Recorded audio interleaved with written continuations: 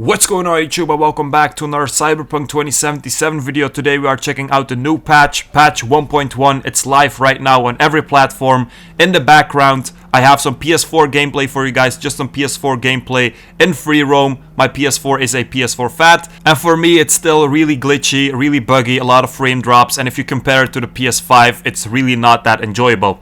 So on their Twitter, they said in this update, which lays the groundwork for the upcoming patches, we focused on various stability improvements and bug fixes. So no new content obviously, so don't expect that anytime soon. Right now they're just trying to fix the game so it runs good on old gen as well. Now, first of all, in the patch notes, the first thing that they say is the stability improvements, including memory usage improvements in various systems within the game. For example, characters, interactions, navigation, in-game videos, etc, etc. So basically, the memory usage of the game is optimized, it's improved, so you actually use less of your console, less of your PC, so it's actually easier to run. So that also means less glitches, less bugs, and also the rendering time, it should be less. Now, the second thing that they say is the various crash fixes related to, amongst others, loading saves, game opening and closing, and point of no return. So basically, less crash fixes. I haven't experienced one on PS4 yet, so maybe they improved it, but I still have to say it's still very buggy, very glitchy on PS4, and the frame drops are crazy. Now, the next thing is a lot of improvements when it comes to specific quests that have issues. For example, if you had a quest or a mission that you couldn't finish because there was a glitch in the game or you couldn't do certain things, they tried to fix this. If you want to see the entire list, a link to the patch notes will be in the description, but as I said, it's specific for certain quests, so it has no point of me going over everything.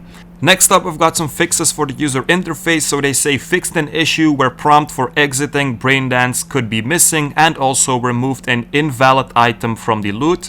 Then the visual fixes fixed an issue where a grenade trajectory could be displaced in photo mode. So as you guys can see, very specific issues.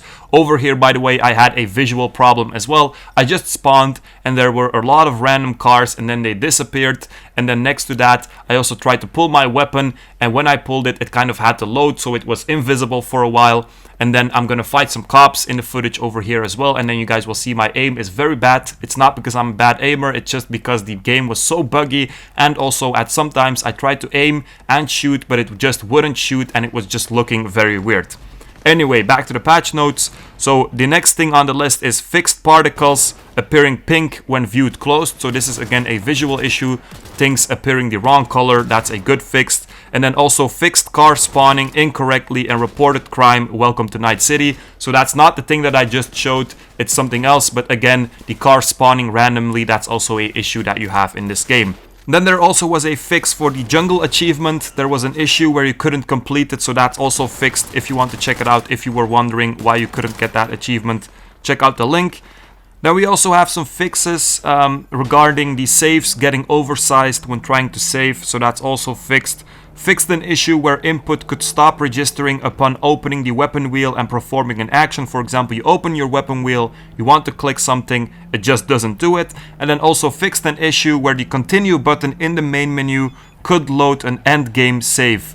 So that's also a pretty big problem, I think. So loading the wrong things when you press continue in the main menu, if you had that, it should be fixed right now as well. Then you also have some specific fixes for the PlayStation performance optimization of crowds on PlayStation 4 Pro and PlayStation 5, so not on PS4. And also various crash fixes on PlayStation 4 should be fixed. Then for Xbox, we have improved memory usage for character creation, mirror scanning, camera remote, etc, etc. So just better memory usage, just like we saw in the beginning. It was a general thing as well, but for Xbox they did it specific as well. And then for PC specific, it will now be possible to obtain achievements while in Steam offline mode. You have to enable Steam offline mode first though. And then for the people that have a NVIDIA graphics card, the game startup crashes should also be fixed, or should be less.